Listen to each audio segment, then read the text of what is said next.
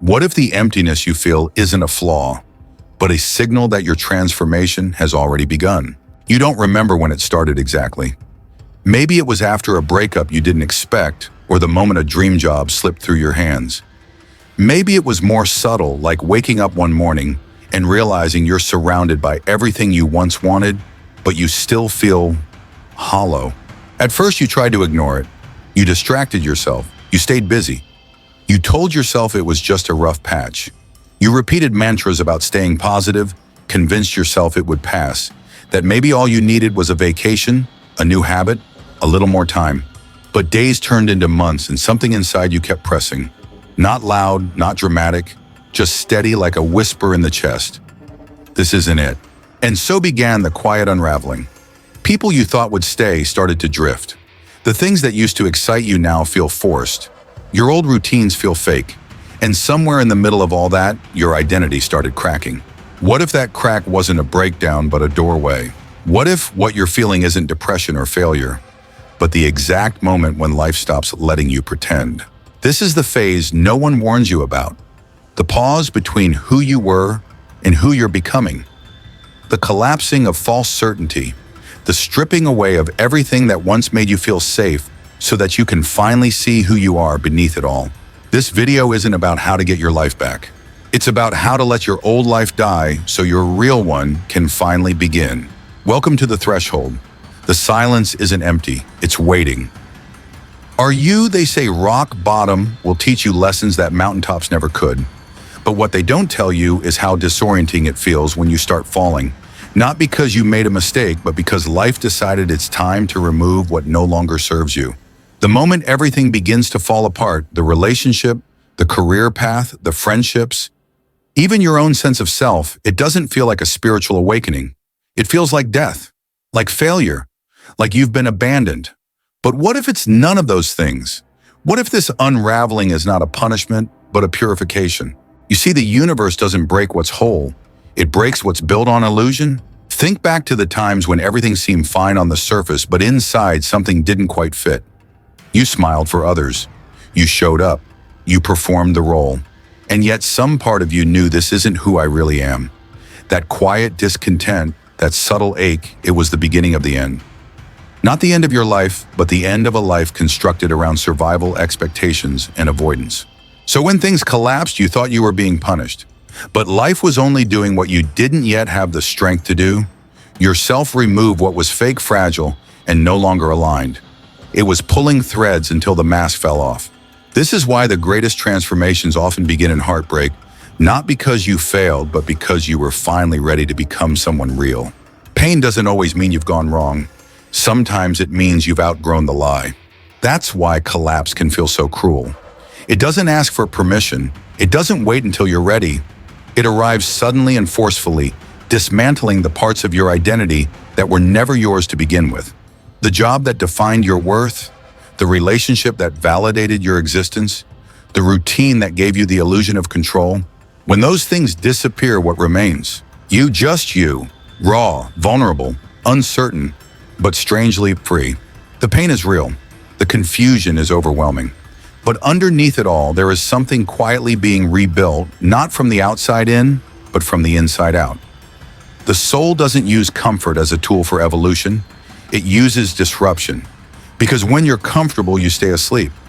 But when you're broken open, you start asking questions that actually matter. Who am I without the title, without the partner, without the applause?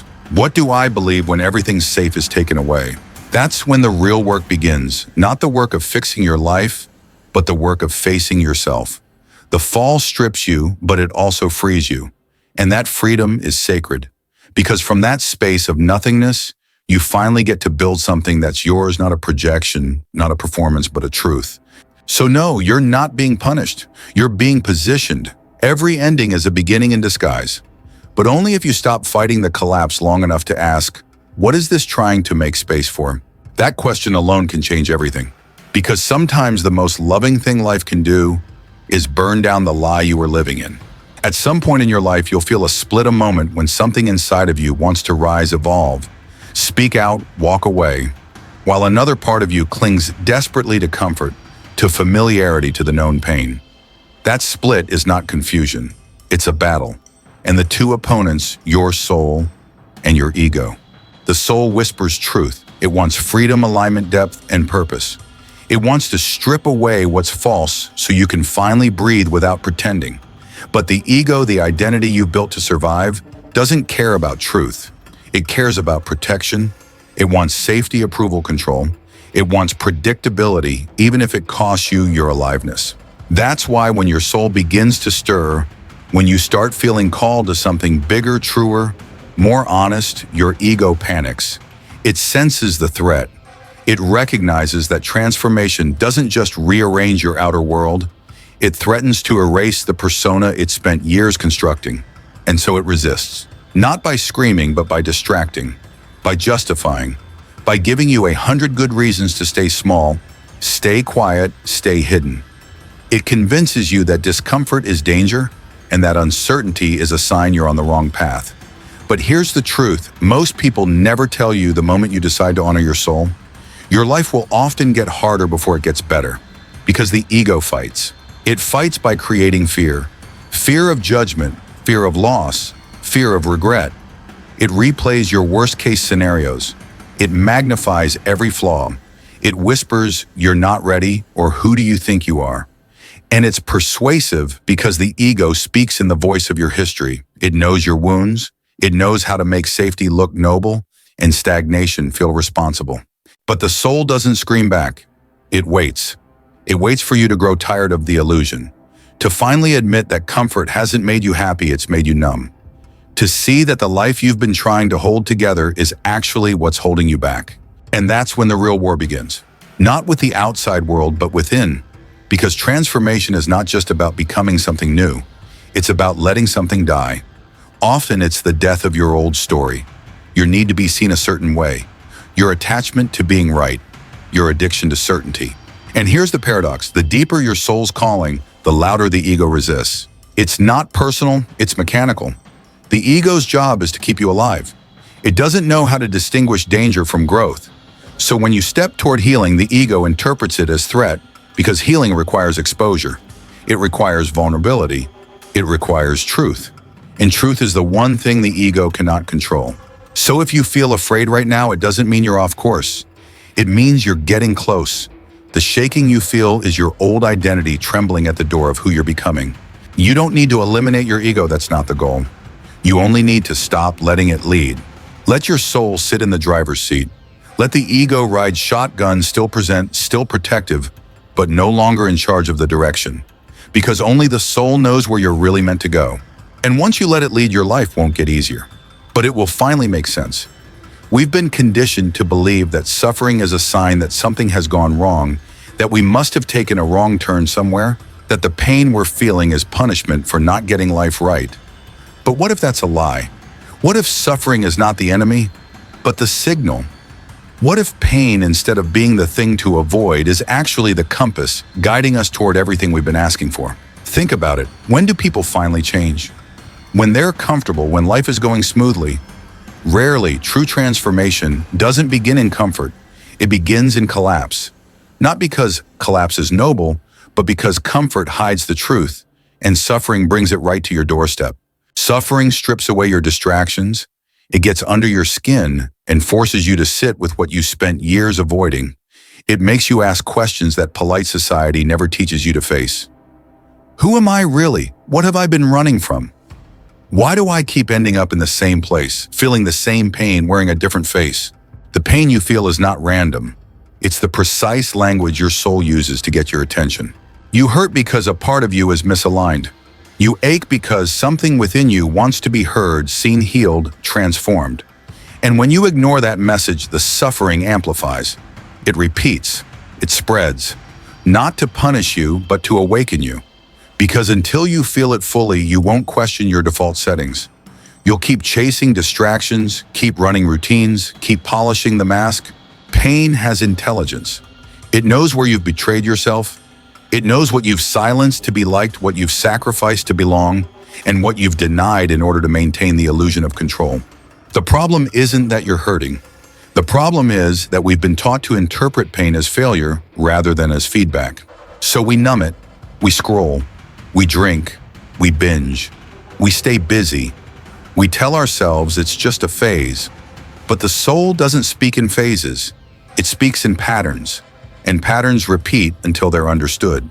That's why suffering keeps showing up where you've gone unconscious.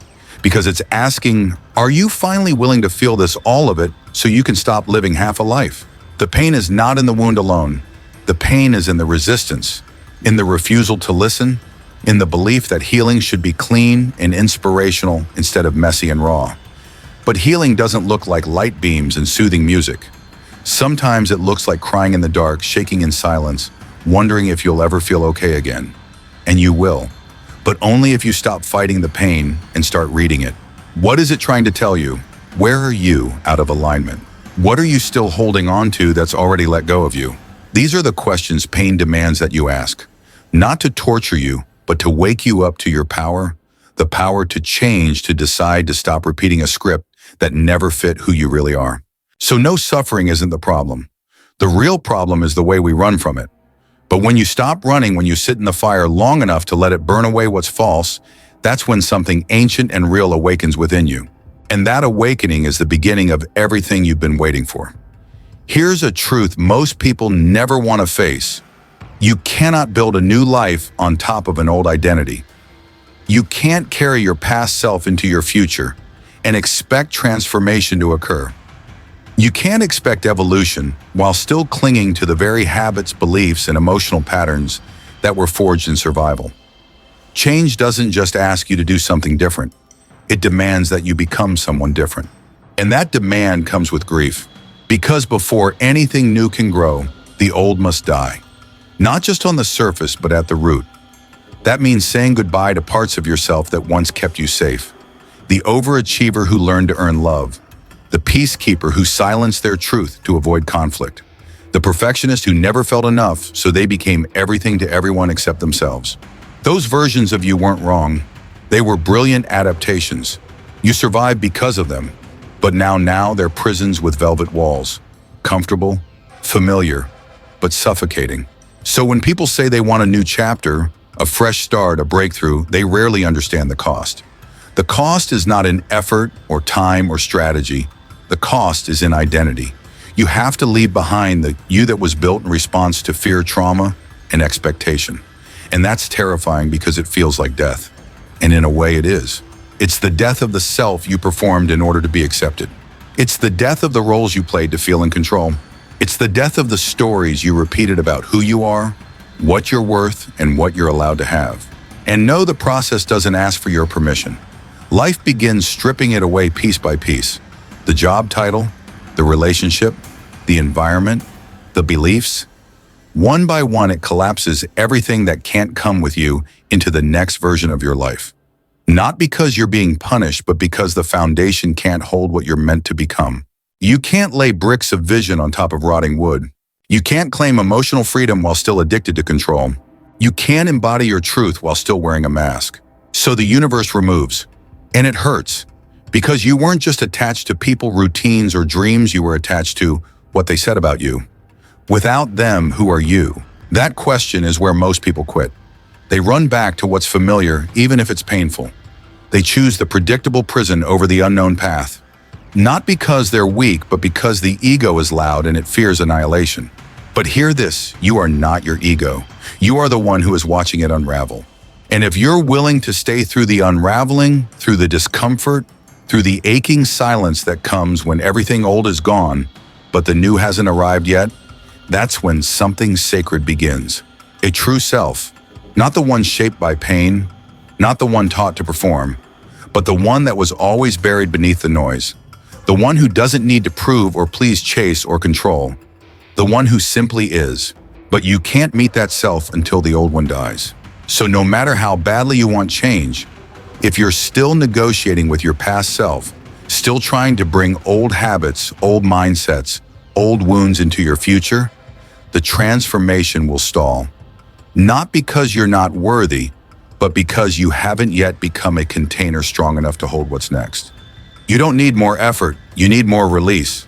You don't need a better plan, you need a cleaner slate. Let the old self burn. Let the ashes settle. And when they do, you'll find something new inside of you, not constructed, but revealed. That's where the real foundation begins. There's a brutal truth that life keeps trying to teach you, and it will keep trying until you're finally ready to learn it. Patterns don't break with time. They break with awareness. Life is not a straight road. It's a spiral. You will circle back to the same lessons, the same kinds of people, the same internal pain over and over until you choose differently, until you stop asking, why is this happening to me? And start asking, why is this happening again?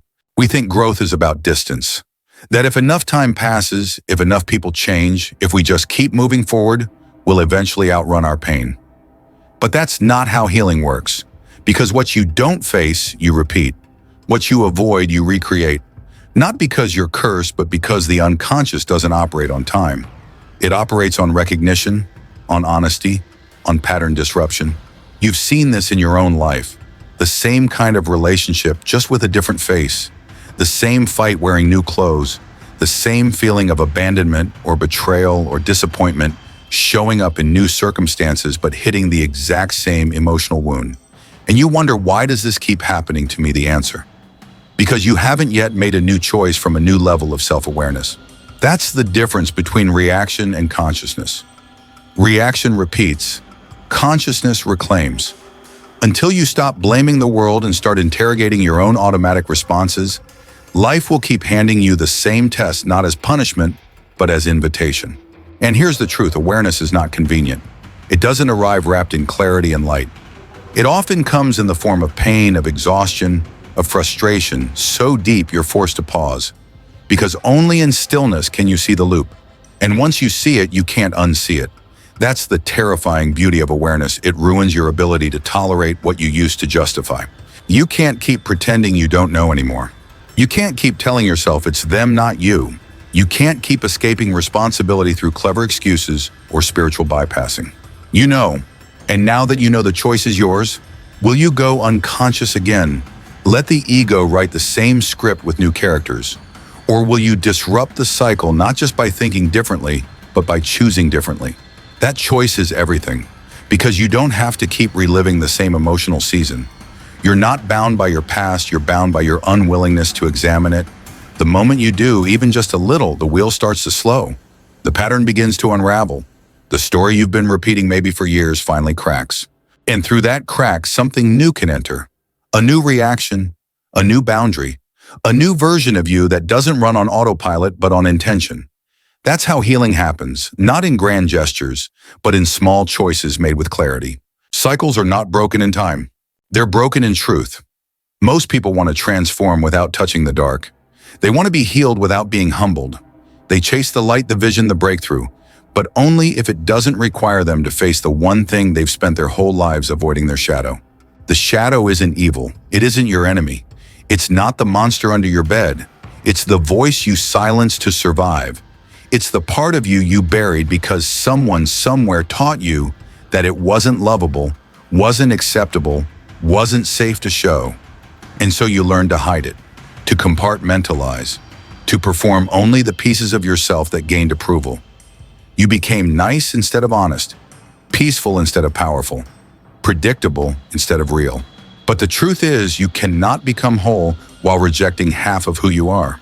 Carl Jung said, "One does not become enlightened by imagining figures of light, but by making the darkness conscious." That's not poetry, that's a warning. Because until you face the parts of you that you've pushed into the shadows, the anger, the jealousy, the fear, the neediness, the control, those parts will control you from the background. They will sabotage your relationships. They will distort your self-worth. They will manipulate your choices under the mask of logic or morality. And worst of all, you won't even know it's happening.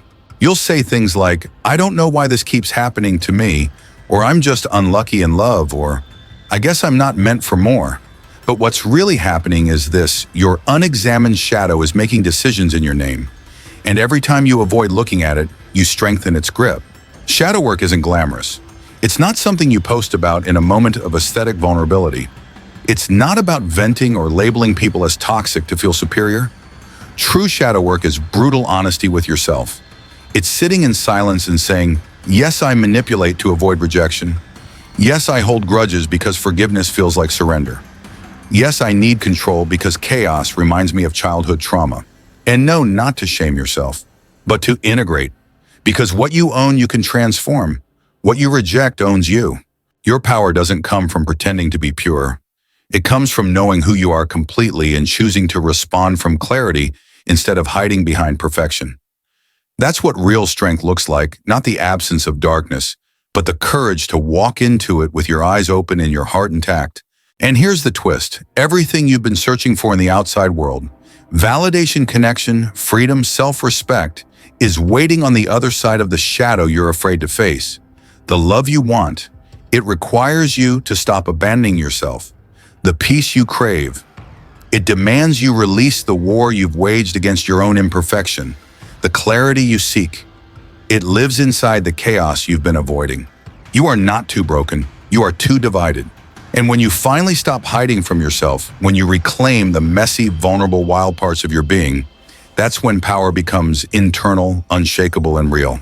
Because the shadow is not a curse. It's a doorway, not to who you wish to be, but to who you already are underneath everything you were taught to be instead. Letting go has been misunderstood for far too long. We treat it like weakness, like surrendering means losing, like walking away means failure. But here's the truth that most people only learn through heartbreak. Letting go isn't giving up, it's growing up. You've been told to hold on, that resilience means gripping tighter, that faith means pushing harder, that love means enduring endlessly. But there comes a point when holding on is no longer noble, it's self-betrayal. When the thing you're clinging to is hurting you, draining you, or keeping you small, letting go is no longer optional, it's necessary. But no one teaches you how. No one prepares you for the grief of releasing what once felt like everything, the version of yourself you spent years building, the relationship you thought would last forever, the dream you shaped your entire identity around. And so we hesitate, we bargain, we wait for a sign, but deep down we already know. We know when something has expired. We know when we're holding on out of fear rather than love. We just don't know how to admit it. Because letting go requires faith. Not blind faith in a higher power or a perfect outcome, but a deeper faith in yourself. A faith that says, I don't know what's coming next, but I trust that staying stuck is no longer the answer. And that's terrifying, because we're creatures of habit. We crave control. We want closure guarantees, a roadmap. But life doesn't hand those out. It hands out uncertainty. And in that uncertainty is where the transformation lives. Letting go means choosing the unknown over the familiar pain. It means saying yes to yourself, even if it means saying no to everything that wants to find you. It means being willing to be misunderstood, to disappoint others, to risk failure, because your soul is louder than your fear. And yes, your ego will panic. It will scream that you're making a mistake, that you're being reckless, that you're giving up too soon. Because the ego only knows how to protect the current version of you. It has no idea what's waiting on the other side of surrender. But your soul knows. It's known for a while now. It's why you feel restless, why you feel trapped in a life that looks fine on paper, but feels hollow in your chest. It's why your energy drops when you walk into that room, answer that text, revisit that habit. It's not burnout. It's not confusion. It's a call to let go, not because you're broken, but because you're done pretending you're not. And when you finally release something, remarkable happens. You don't fall apart. You fall open. You make space for something new to enter. Space for breath. Space for clarity. Space for real alignment, not just performance. Letting go doesn't mean you stop caring. It means you start choosing. Choosing peace over pressure, truth over tradition, freedom over familiarity, and that choice, that's strength. Because anyone can cling. Anyone can beg life to stay the same. But it takes power to say, I don't know what's next, but I trust myself enough to find out. That's the quiet courage of surrender. That's the kind of strength that doesn't shout but radiates. So if you're standing at the edge, heart pounding, hands trembling, mind racing, let go. Not because it's easy, but because it's right. Because something deeper in you knows that what's coming requires more space than the old story can provide. Letting go isn't the end, it's the threshold. And on the other side of that threshold is not just a different life, it's a different you. We live in a world obsessed with intention. Vision boards, affirmations, manifesting techniques, all centered around what we want. And yet so many people remain stuck, not because they don't wish hard enough, but because the universe doesn't respond to wishes, it responds to embodiment. You don't attract what you say you desire. You attract what you are, the frequency you carry, the decisions you make when no one's watching, the standard you hold for yourself in silence. That's the real language of creation, not words, energy. So the question isn't, what do you want? The question is, are you living in a way that matches what you're asking for? You want love, but do you love yourself enough to say no to what insults your worth? You want peace, but do you still feed chaos out of habit? You want purpose, but do you spend your days in alignment or distraction? The gap between what you say you want and what you embody in action, that's where the dissonance lives. And as long as there's dissonance, the universe waits, not to punish you, but to protect you. Because it knows giving you the thing before you're ready, before you're someone who can carry it without collapsing, would only sabotage your growth.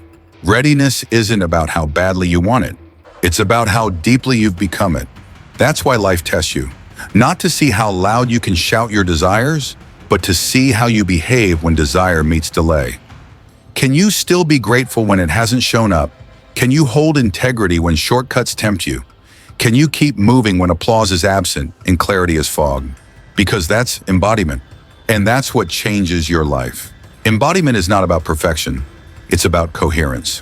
When your thoughts, emotions, and actions speak the same truth even quietly, the universe recognizes that as alignment. And from alignment, things move. Paths open. Resistance softens. Not because you forced it, but because you became it. You stopped waiting for a sign. You became the sign. And that's the shift most people never make. They live in intention but never enter identity. They dream of being confident but speak like victims. They visualize success but act from scarcity. And then they wonder why nothing's changing. The truth, your external world is a mirror of your internal commitment. So if you're not seeing results, don't ask, what else should I want? Ask, who am I being? Are you being honest with yourself? Are you walking your talk or just repeating it? Are you the kind of person who creates what you crave or just imagines it? Because the future isn't created through longing. It's created through living. And every moment you embody truth, even when it's hard, even when no one claps, even when no results are visible, you reshape your frequency. And your frequency reshapes your reality. So stop begging for the breakthrough. Start being the version of you who doesn't need to beg because they've already become. We love to delay change. We romanticize the right time as if it's something that will one day knock on our door with perfect clarity, perfect conditions, and perfect emotional readiness. But here's the truth, that life doesn't wait for you to be ready to understand there is no perfect time. There is only now. And every moment you hesitate is a moment you say yes to the version of you that's already dying inside.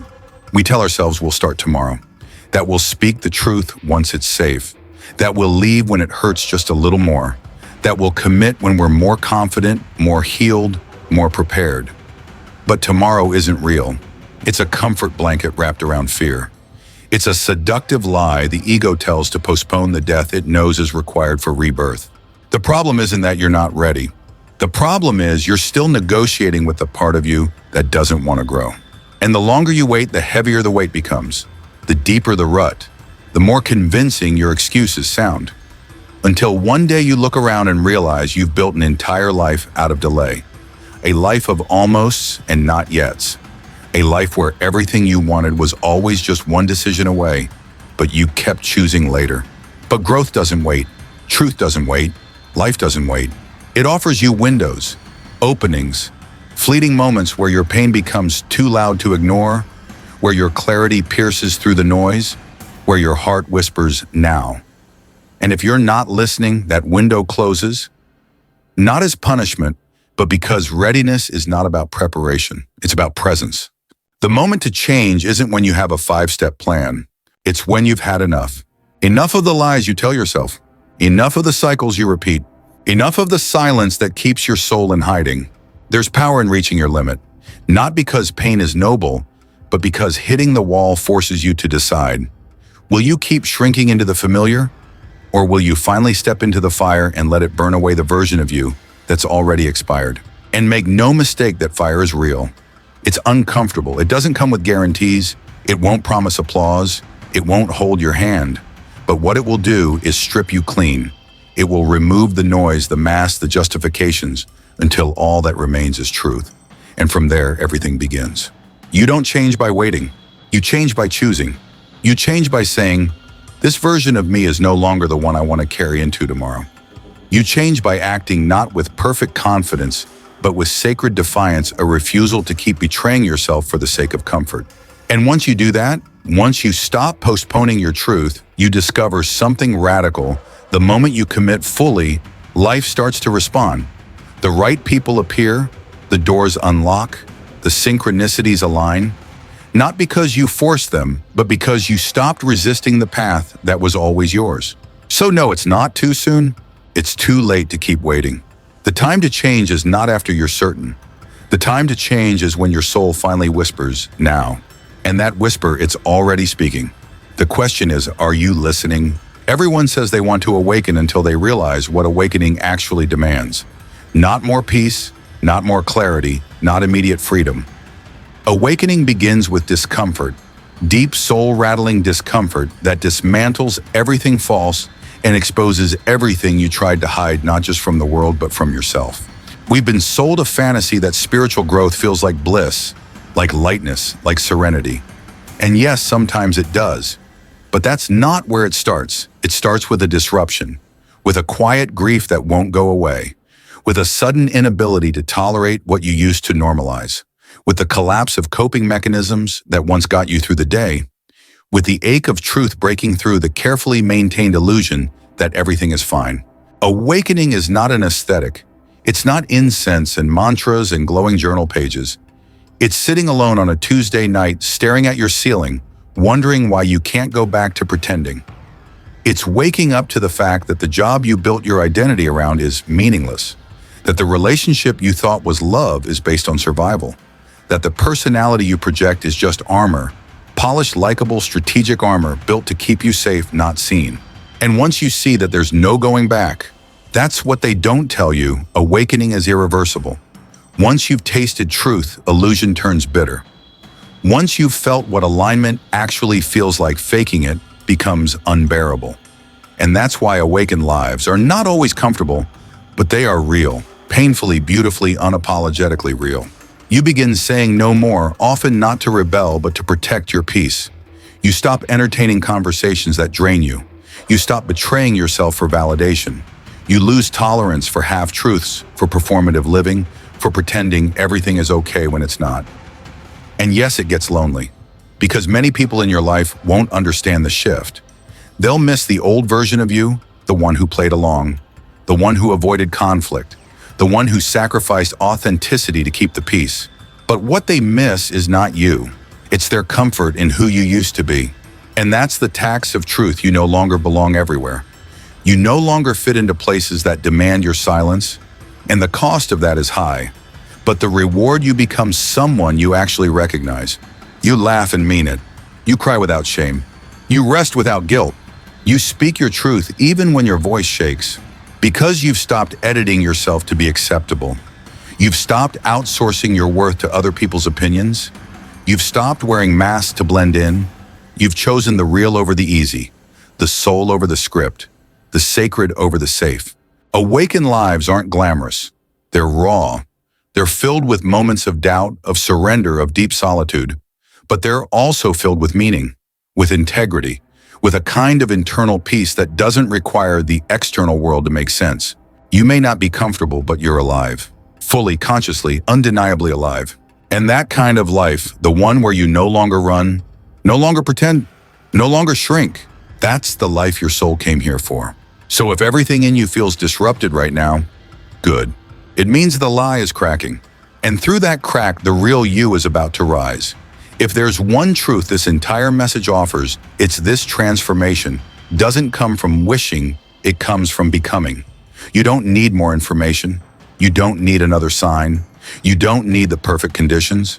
What you need is willingness to let go, to face yourself, to stop negotiating with the version of you that's keeping you small. So many of us spend years repeating cycles, hoping for new outcomes while clinging to old identities. But the universe doesn't respond to what you say you want. It mirrors who you actually are. Your real frequency isn't in your goals. It's in your choices, your energy, and your ability to act in alignment with your truth, even when it's hard. The pain you feel, it's not punishment, it's guidance. It's showing you what's out of sync, what's expired, what's false, what's overdue for release. And the longer you resist it, the louder it becomes.